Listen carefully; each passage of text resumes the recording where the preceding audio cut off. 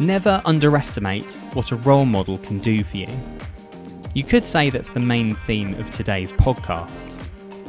That's because our guest, Irish boxer Gráinne Walsh, is the perfect example of just that. Looking at her today, we find a talented 24-year-old fighter who won bronze at the 2019 European Games, and there's plenty more to come in the future. But when we rewind back to when Gráinne was 16, we find something very different. Someone with no boxing experience at all. Instead, we find a young footballer turning out for Shamrock Rovers and harbouring dreams of one day playing for Arsenal. So what changed? That would be Katie Taylor, the boxing great, who happened to open up a boxing club just across the road from Gráinne's house. That chance meeting inspired her to take up the sport, and 4 years later, the two of them were on the same team. These days, Gráinne is as determined as anyone to make it in her sport, and was understandably glad when the Tokyo Olympics were postponed this year after she ruptured a ligament in her thumb back in January. Lockdown has been tough on a lot of people, but this boxer is someone who sees it as a glass half full rather than a glass half empty scenario.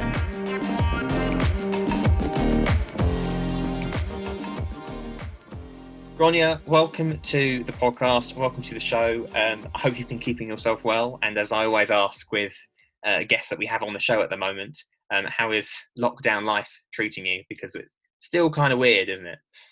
Yeah, thanks again for having me on the show.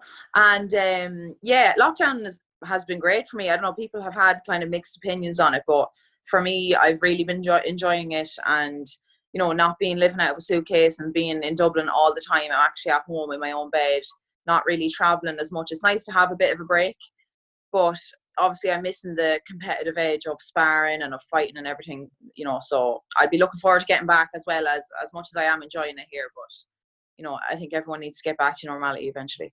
Yeah, exactly. Does that kind of extra time that you have in your hands allow you to focus on anything that you weren't perhaps focusing on before? Yeah, of course. Like for me, like boxing is my full-time job and everything, because some of them are kind of working on the front line as, you know, policemen and women, and then nurses and all that kind of thing. So other people are very busy, but for me, I'm just solely focusing on the little things that I didn't really usually have time for. So the small technical pieces that when you're coming up to a competition, you might just brush over because you're trying to get fitter and stronger and everything. So I've just used this time as wisely as I can, and I'm breaking everything down. So hopefully when I do get back in the ring sparring and boxing, or sparring and fighting, that we'll see a bit of a difference. So only time will tell. Exactly, yeah. And I'm glad we also got past the inevitable name pronunciation issue, which I imagine is something that is probably the first thing people say to you. I was waiting for that, actually. Yeah. Outside of Ireland, 99% of the time people cannot pronounce it. And like the same thing when I was at the European Games in Minsk last year. Like I had 3 fights, and for every fight they pronounced it spot on 100%. But then for the medal ceremony on the podium, Gráinne. So that was a bit of a low blow, but I got over it anyway. It was funny at the time, so I just had to laugh. But yeah, the name pronunciation is always, for Irish names in general, it's always a bit of a hurdle. Yeah, well, if you spell Alistair the way I spell Alistair as well, it's something I can. Yeah, yeah, I was actually wondering. When I was fencing in British fencing, spelt my name wrong for about 5 years. Oh, so, God. I think you just get used to it.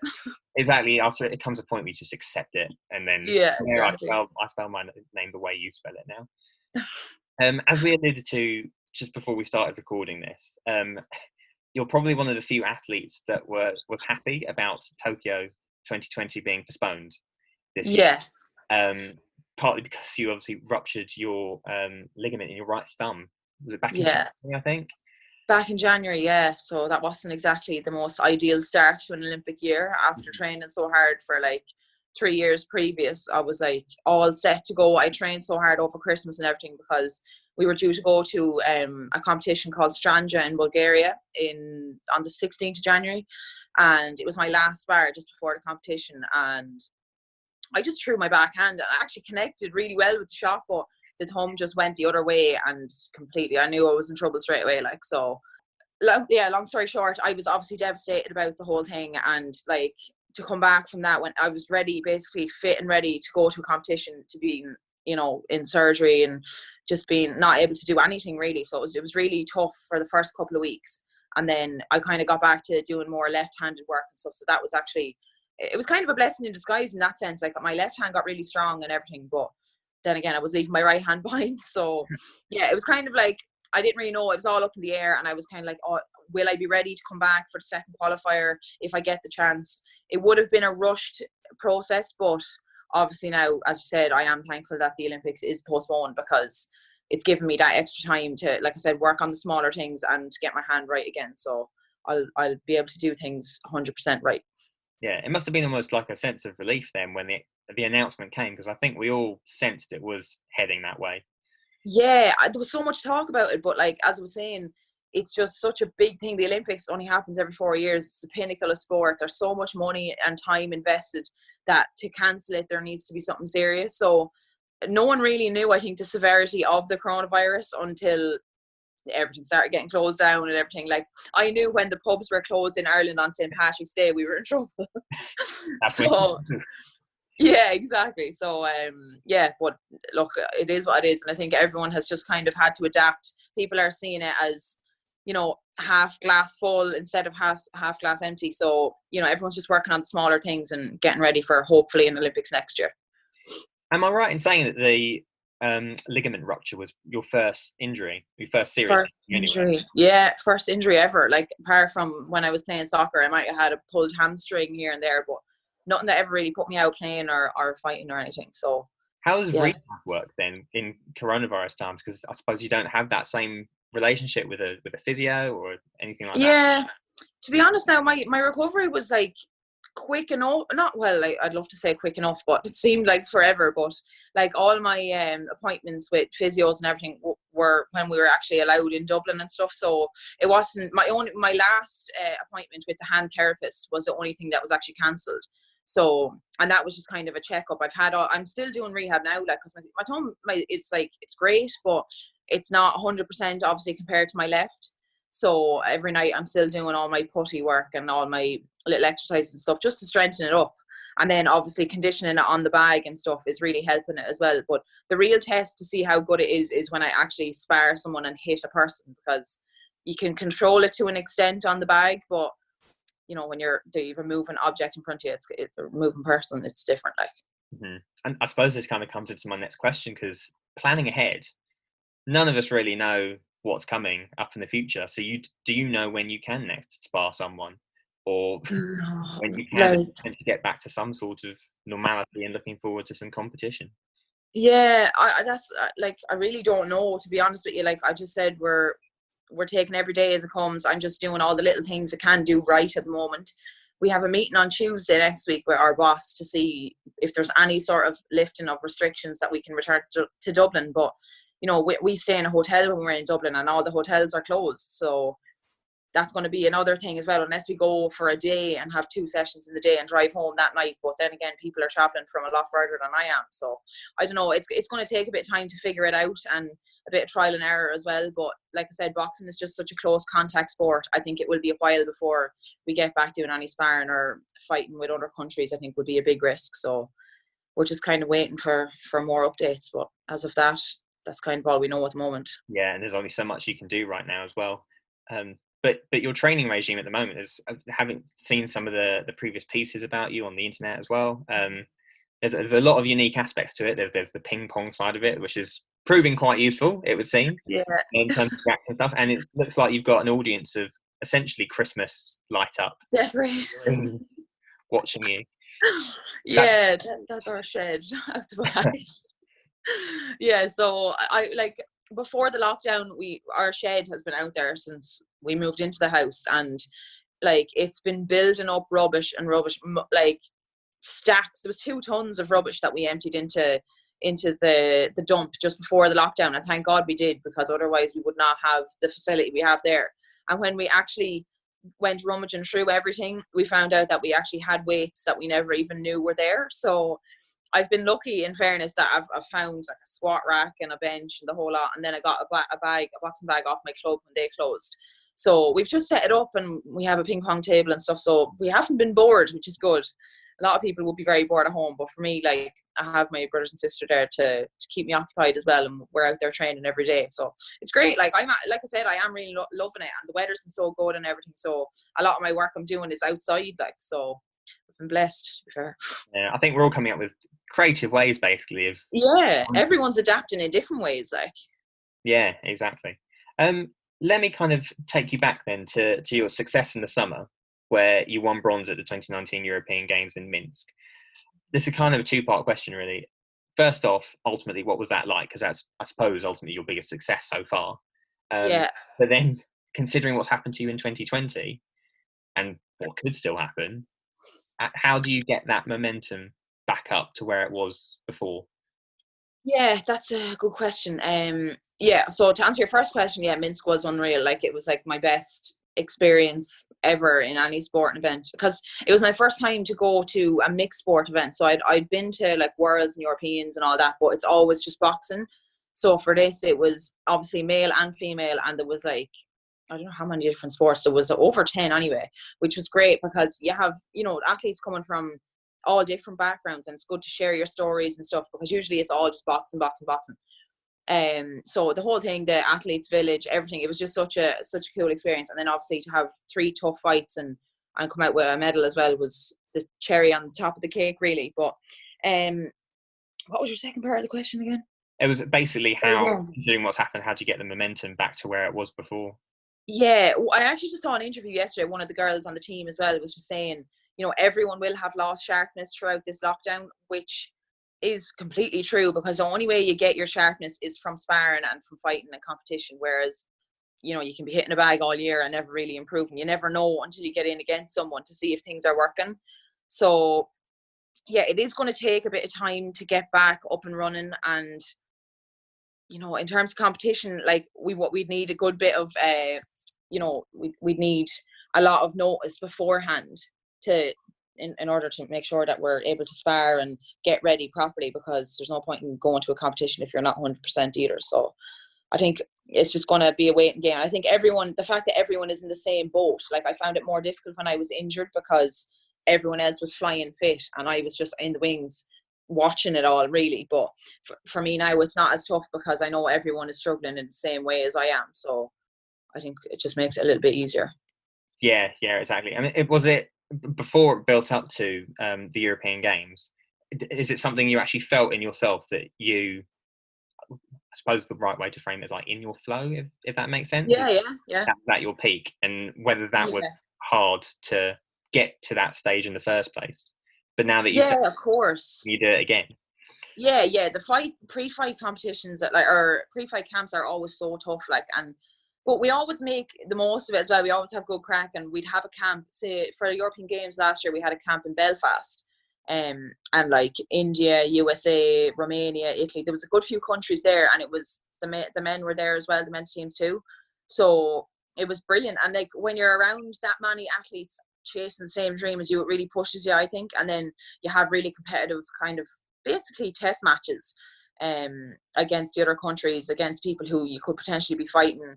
So yeah, it like the momentum to get there, when you actually go to a competition, you're at peak fitness, you've tapered a little bit before you go, everything. So everything is literally monitored to finer details.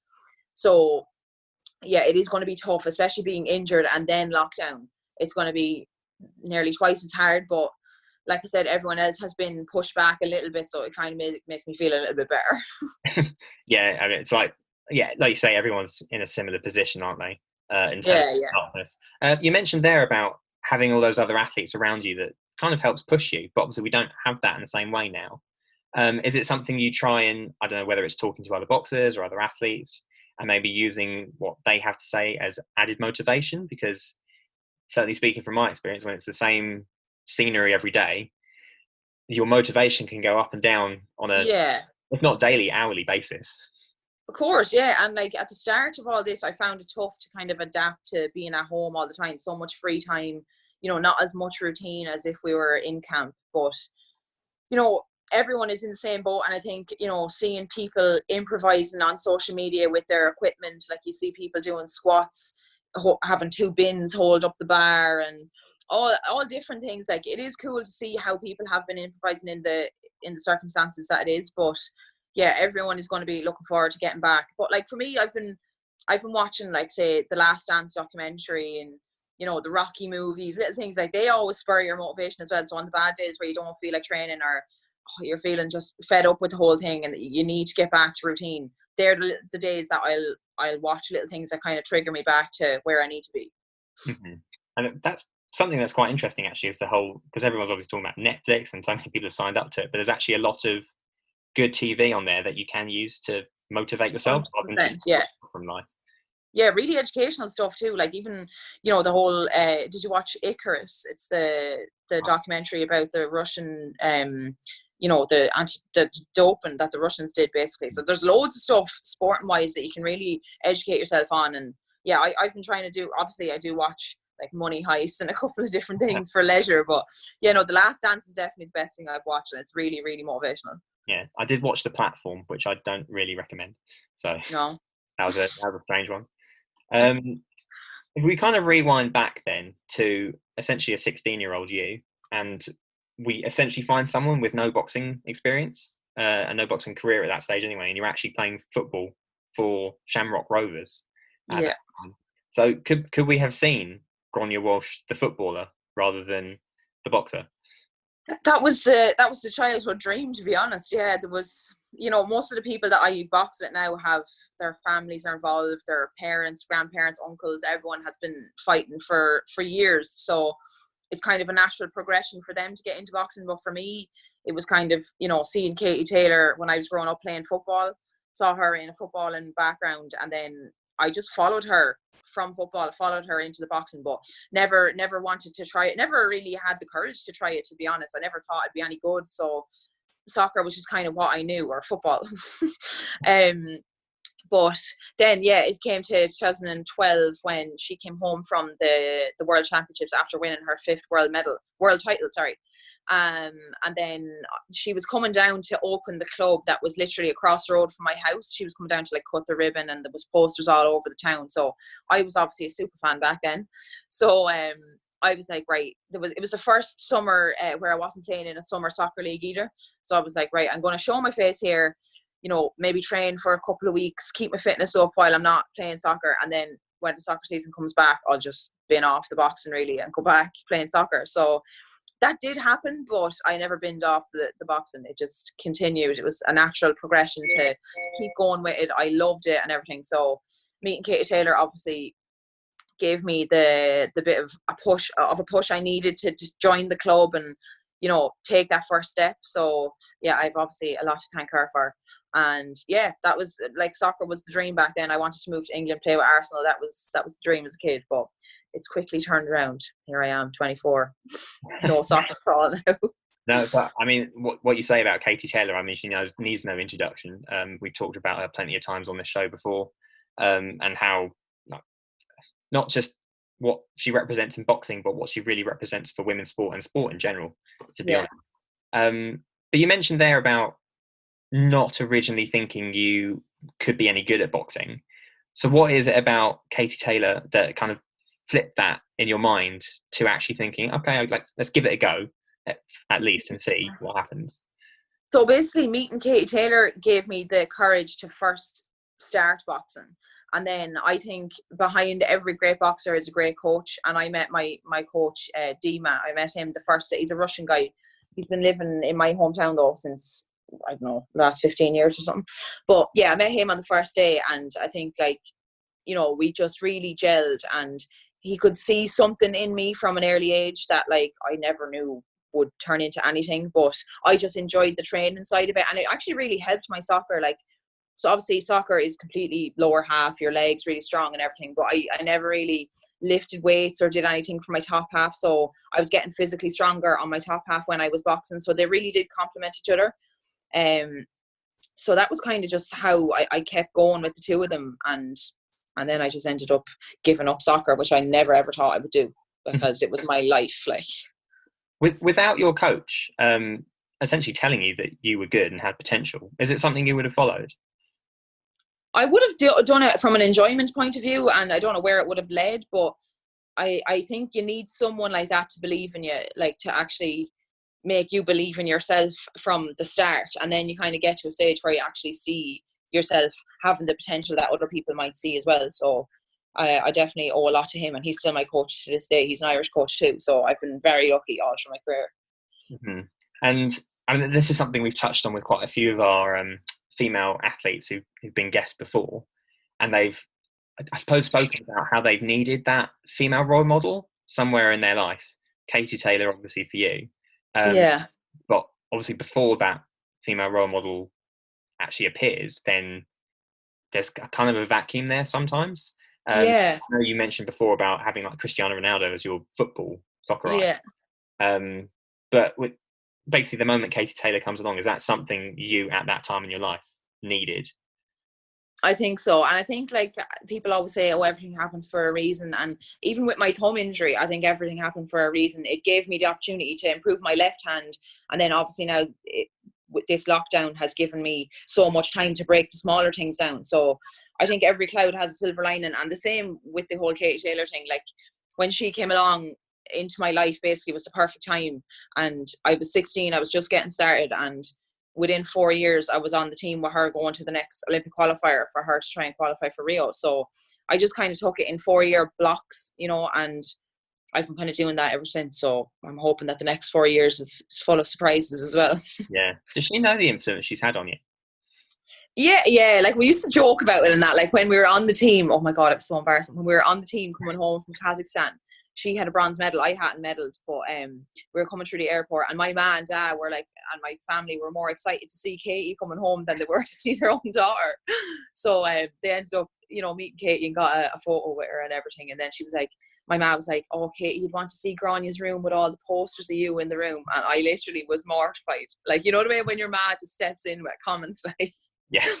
So I'm sure Katie knows, but like she's had, you know, it's not just me. She's had a massive effect on it's women everywhere. It's not even women. It's just people in sport. I think she's just set the bar so high, and she's encouraged a lot of people to take that first step.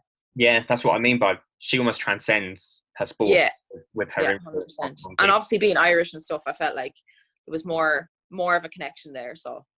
Yeah, exactly. And I mean, she's not the only one paving the way in your sport either.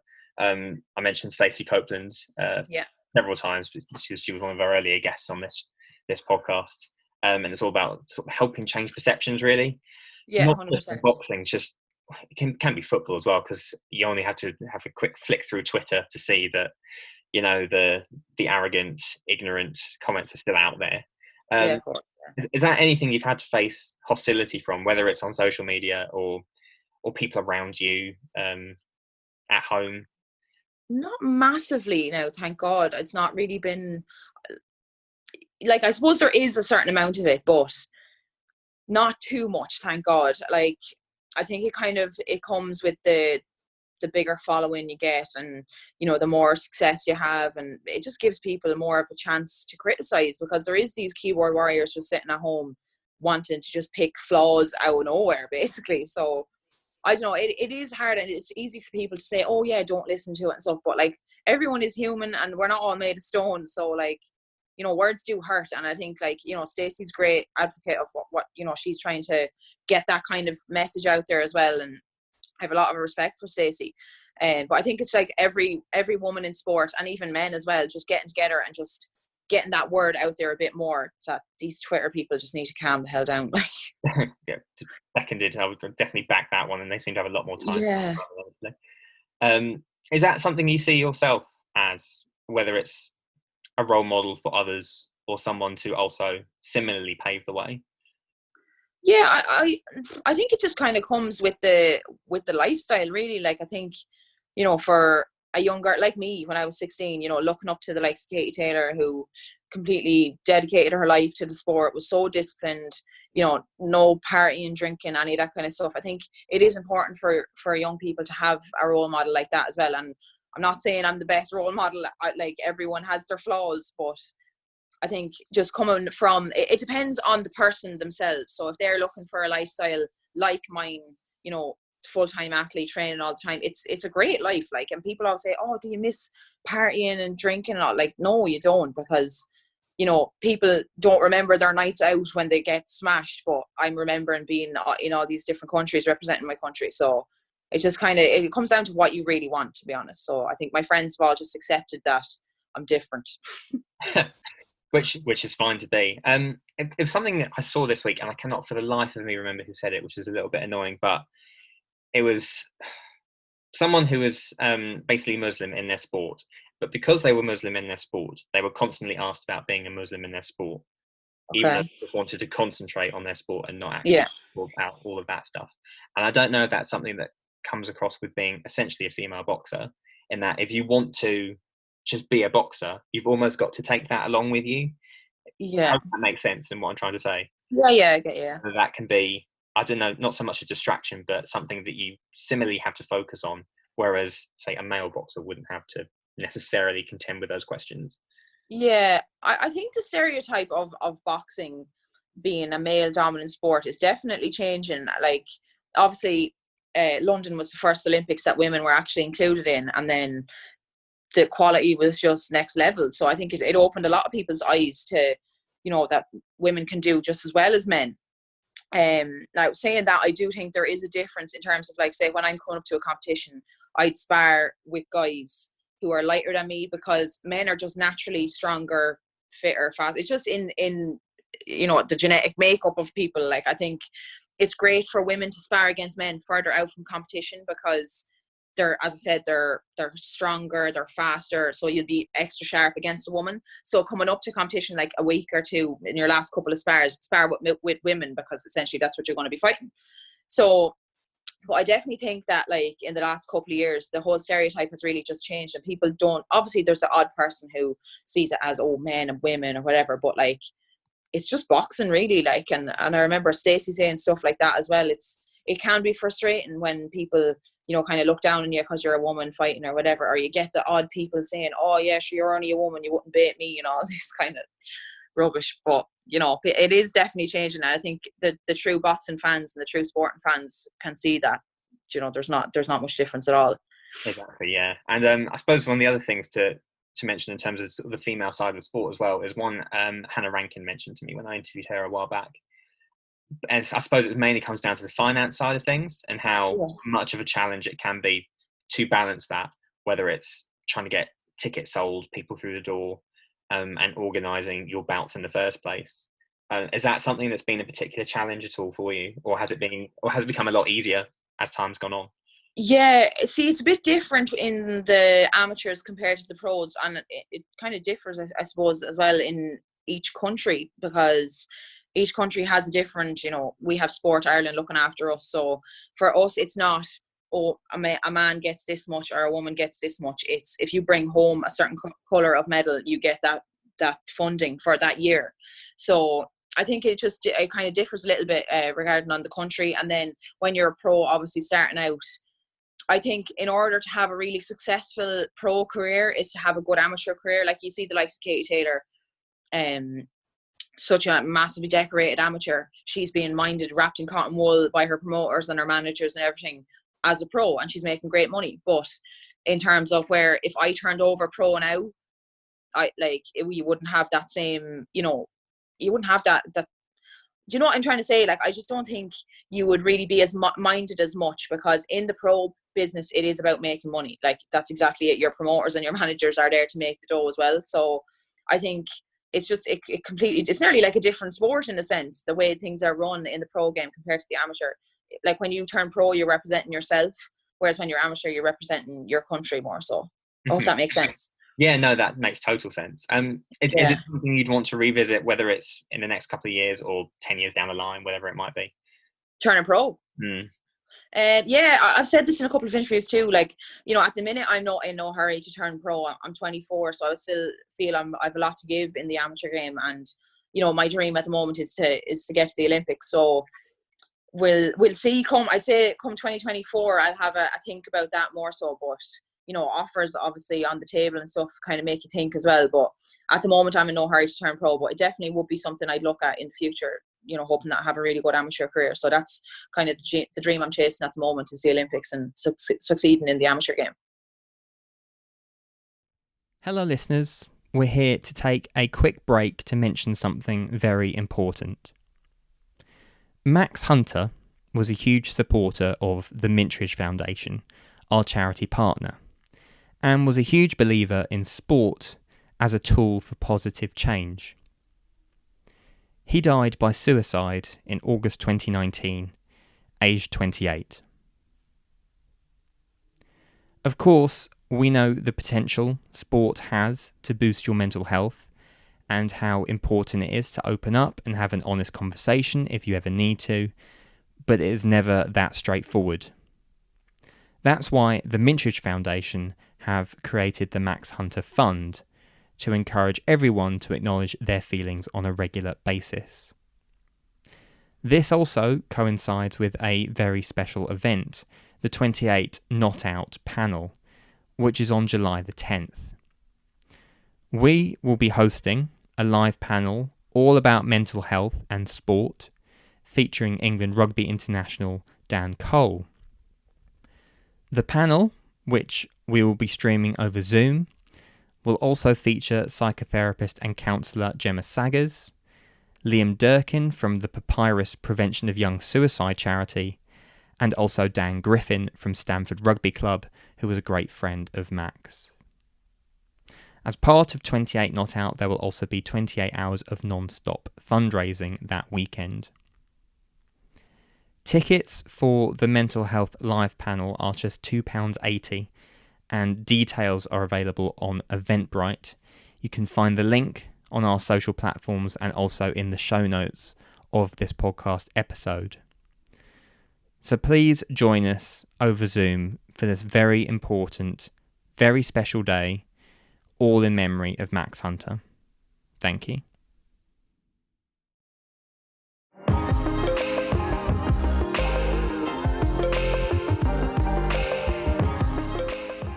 You're listening to Sportspiel, the Players Podcast.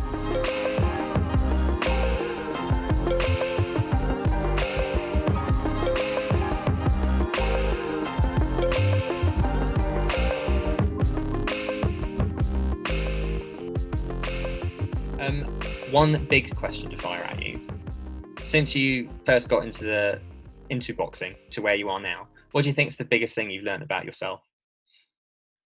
Oh, that's a great question.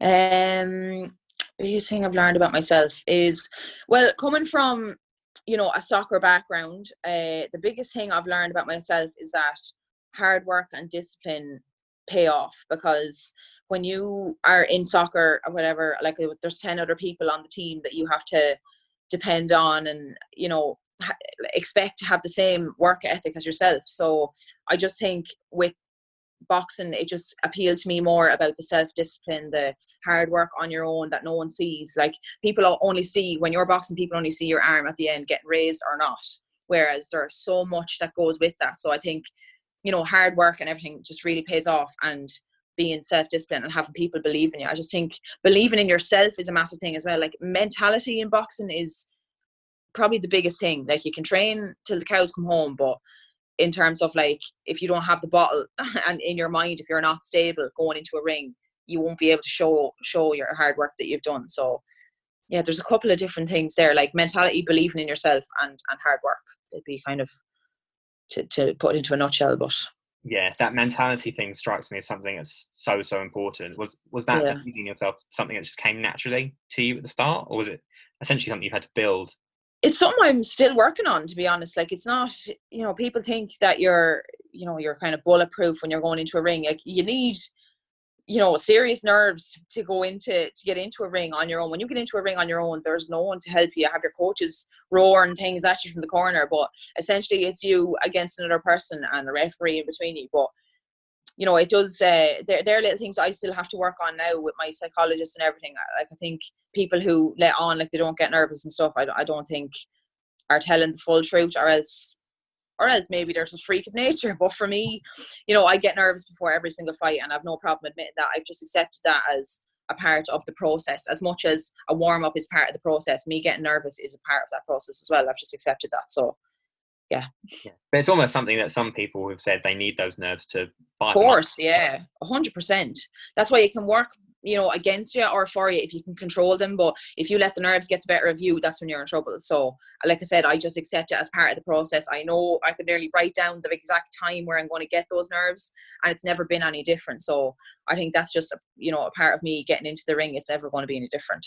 Mm-hmm. In terms of what you said before about liking boxing because of the hard work, the discipline side of it, and the fact that it's, I suppose, essentially you focusing on yourself, does it then, is one of the biggest things to manage, I suppose, try not to burn yourself out and go so hard one way that it essentially becomes detrimental to what you're trying to do for yourself? Yeah, you always hear athletes talking about, kind of overtraining is worse than undertraining. Like, you're better off to be a little bit undercooked than overcooked. So it's the same with us going to competition. The very same thing applies. I think at the start it was maybe a little bit more difficult to manage, but now everything is just so closely monitored with us. Our coaches and the support staff and stuff are keeping an eye on every single thing. They tell us exactly how and when to taper. So, and they're doing all these tests and stuff, testing like our blood levels and all that kind of thing. So everything is monitored, which makes it a lot easier because you have a full team around you. You have athletes who may be, different weight categories and stuff, but they're still teammates who are doing the very same thing as you. So I think that definitely, ties in with the whole thing. But yeah, it is easy to just, especially in lockdown, like, we've been warned not to overtrain because there is no competition coming up. So this is a chance for us to bring the intensity down. Like I said, work on the smaller things that we wouldn't usually get the time to, but are completely essential as well. So I think it's just about being smart as well and listening to your body, because if you wake up in the morning, you're sore, you feel like you need a rest day, take a rest day, especially in this kind of time, because like I said, there is no competition that we can see in the near future. So you need to just be smart and listen to your body. Yeah, likewise, when you've got no scheduling either, if your training session doesn't end at 3 now because there's no routines really to speak anymore. And the days and the hours just run into each other.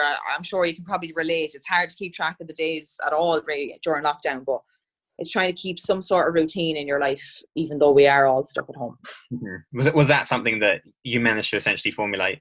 Because I imagine it was tough at the start. At the start it was tough, but when we had those kind of group sessions on Zoom and stuff, and we're hearing everyone else, I was hearing everyone else in the same boat, I kind of felt like, okay, right, I'm not the only one. And then we just kind of started getting sent, we've had a couple of sessions, we have a few sessions a week on Zoom, so they at certain times every week, so they obviously keep some sort of routine. And then I try to write out little things, like getting up, I'm not sleeping past like 9:30, 10 o'clock, still not that early, but whereas if I came home at the weekend, if I was at camp all week, I could sleep till 12 because I'd be so tired. Whereas now I'm just making myself get up at a certain time and, eating my meals and my snacks at the same sort of time every day, because your body just kind of shuts down if you let it, essentially. So it's just kind of keeping it on some sort of straight and narrow. I think we've all definitely realised how important routine is, isn't it? Even if you force something upon yourself, it just makes a world of difference. Yeah. My final couple of questions then. I mean, first one is, have you become a quiz expert like everyone else in lockdown at the moment? Or general knowledge? Well, we've been kind of, right, so I've obviously seen loads about the Zoom quizzes and Zoom bingos and everything. Like, I've, met up with my friends on Zoom a couple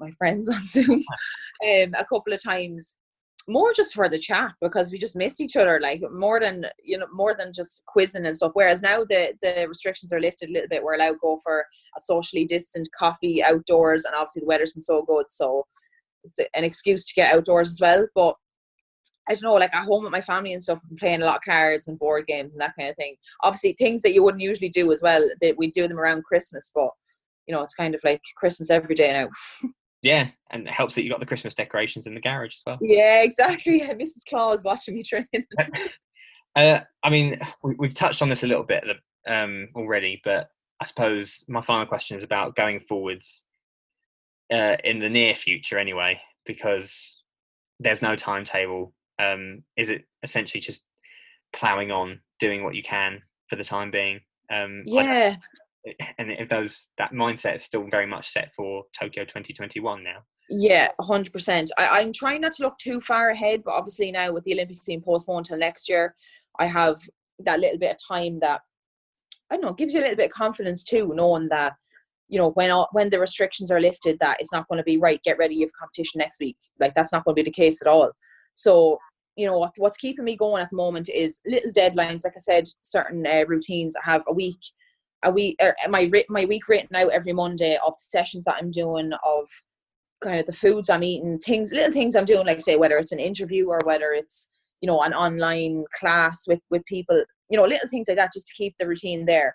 And then every, say, 3 or 4 weeks, we have a meeting with our boss to kind of, he's just checking in with everybody, and it's a big team meeting. It's just get to see your teammates too, even if it is through a screen.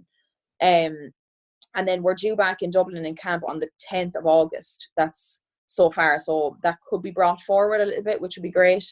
But I suppose time will just tell. And then they're talking about competitions towards the end of the year. I don't know how realistic that is, but, you know, in the back of my mind, that's what I'm trying to aim for, because I need something to have in my mind to train for. It's hard to train for nothing, really, do you know?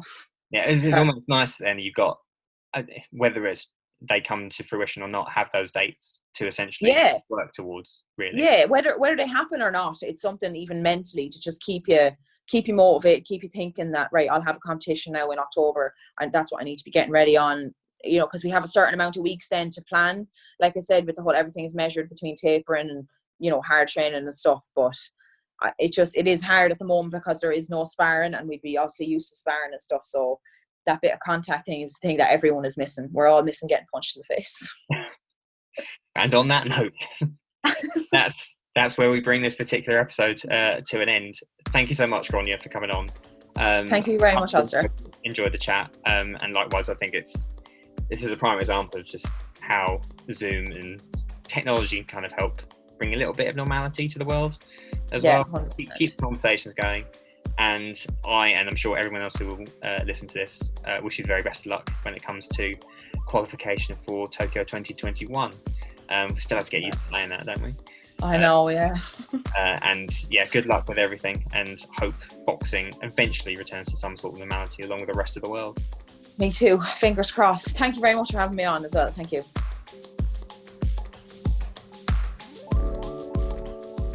A huge thank you to Gráinne for chatting to us on this episode of the podcast, and we wish her well whenever we get back to some sort of normality and competitions return. Here's to Tokyo 2021. Thanks also go to KO London PR for helping us set up the interview as well.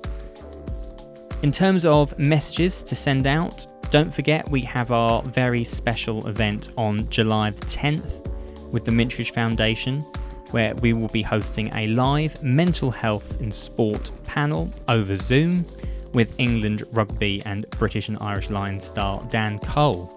Information is on the Eventbrite link in the show notes. Likewise, our Mastermind competition quarterfinals are almost ready to share.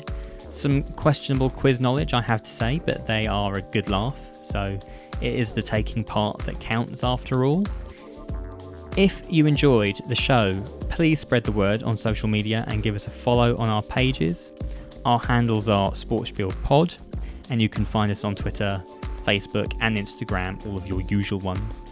And don't forget, you can also drop us a line on our email address, which is sportspielpod@gmail.com. That's it from us this week, everyone. Look after yourselves, and you'll be hearing from us again very, very soon.